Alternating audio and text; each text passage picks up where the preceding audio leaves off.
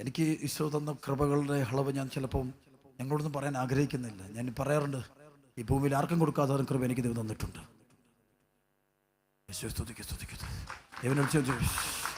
കാരണം അതിന് യോഗ്യത ഉണ്ടായിട്ടൊന്നുമില്ല, അതിന് യോഗ്യതയൊന്നുമില്ല.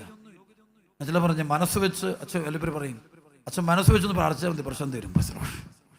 ഞാൻ പറയും, എനിക്ക് മനസ്സ് വെക്കണമെങ്കിൽ അവൻ ദൈവത്തിനോട് വിശ്വസ്തനാണ് എനിക്ക് തോന്നണം.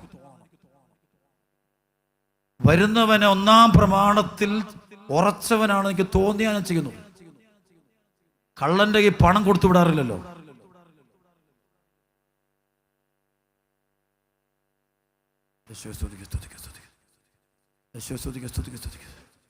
കർത്താവിന്റെ കൃപയോടെ രണ്ട് കരോട് ഹല്ലേലൂയ പറ, ഹല്ലേലൂയ പറഞ്ഞ ഹല്ലേലൂയ. സ്തുതിക്കുന്നു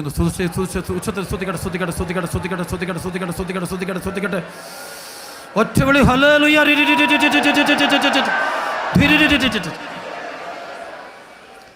ഹല്ലേലൂയ.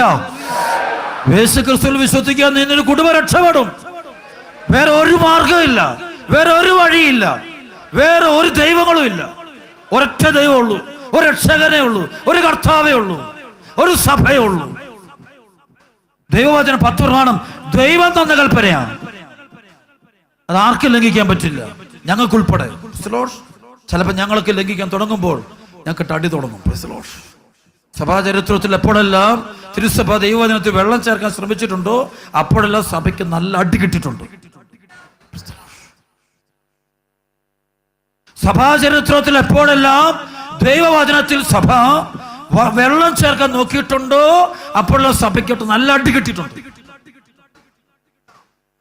ഞാൻ പോലും ദൈവവചനത്തിൽ വെള്ളം ചേർത്ത് എനിക്കിട്ട് കിട്ടും.